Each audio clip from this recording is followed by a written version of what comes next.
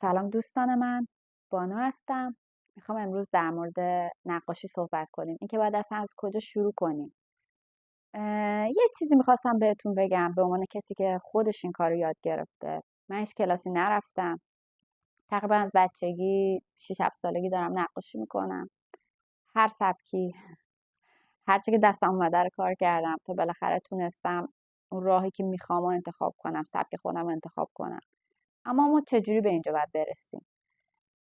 مبانی یکی از چیزایی که خیلی شاید حوصله سربر باشه و با خودتون بگین که چقدر کاسه کوزه بکشیم، چقدر دایره بکشیم، خط بکشیم، ولی این کار مثل این میمونه که شما میخوای بری بدنسازی کار کنی یا هر رشته دیگه. شما اول چی رو یاد میگیرین؟ اینکه خودتون رو گرم کنین تو هر رشته ورزشی. این موضوع تو نقاشی و یا هر طراحی، مجسمه سازی، تو هر چیز دیگه این موضوع هست. دستمون رو گرم میکنیم. مثلا وقتی میخوایم مجسمه سازی کنیم چیکار میکنیم؟ اول گل و ورز میدیم، آمادش میکنیم.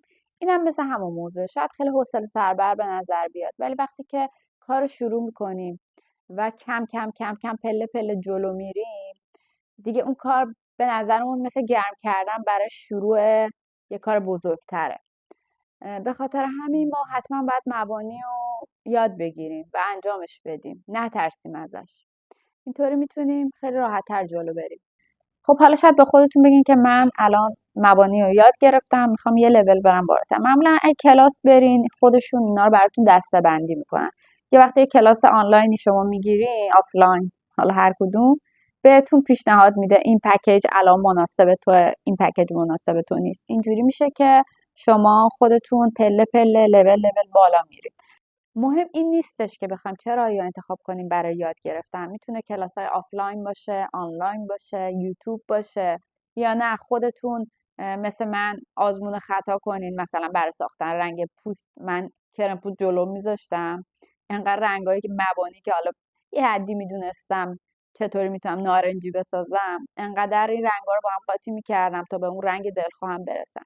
کلا شما چه کلاس برین چه کلاس نرین، آزمون خطا براتون وجود داره. در مورد وسیله، یه چیزی که وجود داره، ما میتونیم از وسایل ارزون شروع کنیم. هم از این قلم‌های پکیجی بگیریم، مهمم نیست مثلا دونه دونه دونه، حالا به پول ایران 200 تومن 300 تومن پول قلمو بدیم یا مثلا دونه 200 300 تومن پول رنگ بدیم.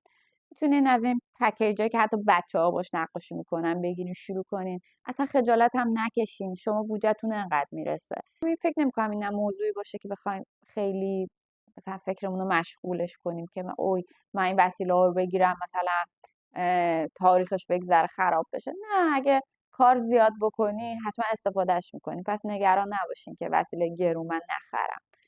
و برای کسایی که دارن کار رو شروع میکنن، یه مشکلی که به وجود میاد اینه که ما ایده نداریم، ایدهمون تموم میشه، از کجا شروع کنیم؟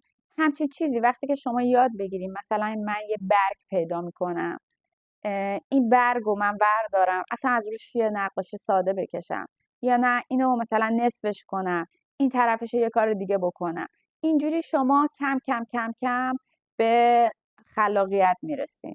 یعنی چطوری؟ یعنی من اینو میگیرم، این برگ رو من ور میدارم، یه سیاه قلم میکشم از روش، یا نه میخوام یه رنگی رو قاطی کنم، این طرفش بزنم یه فرم دیگه بشه. اینجوری میشه که شما ایده میگیرین. شما حتما تو درونتون چیزی احساس کردین. حتما بچه بودین در و دیوار زیاد کشیدین، وقتی مدرسه بودین تو کتاباتون زیاد نقاشی کشیدین به جای درس خوندن. حتما همچه اتفاقی براتون آشناه. به خاطر همین هنر معمولا در یک نفر وجود داره. این معمولا هنر نقاشی یا موسیقی اینطوری نیستش که شما امروز هوس کنین بعد مثلا دلتون رو بزنه و ادامهش بدین، مثلا 1 سال 2 سال 3 سال. همچین چیزی نیستش، چون معمولا کار مهمتر تو زندگیتون دارین که بخواین برین سراغ چیزی که استعدادشو ندارین. پس اینو بدونین که شما اون وجودتون داره صدا میزنه این موضوع رو. پس ما میتونیم این کار رو شروع کنیم. با مبانی شروع میکنیم، با گرفتن کلاس‌های مختلف، با ویدیوهای یوتیوب شما میتونین خیلی راحت یاد بگیرین. خب امروز این اولین ویدیو یوتیوب من بود. چیزی از توش حذف نمی‌کنم. حرفایی که دلم میخواست بزنم در مورد نقاشی و یا هر هنر دیگه چون که ارزشمنده. اینکه ما خودمون رو ابراز کنیم، نترسیم، اینه که مهمه. مطمئن باشین هر کسی، هر سبکی، هر کاریو از اول که بلد نبوده که کم کم پله پله جلو رفته. از پله پله بالا رفتن نترسین، شروع کنین و ادامه بدین، اینه که مهمه. خب دوستان عزیزم، این حرفایی بودش که باهاتون در میون گذاشتم. امیدوارم براتون مفید بوده باشه. فعلا خدا.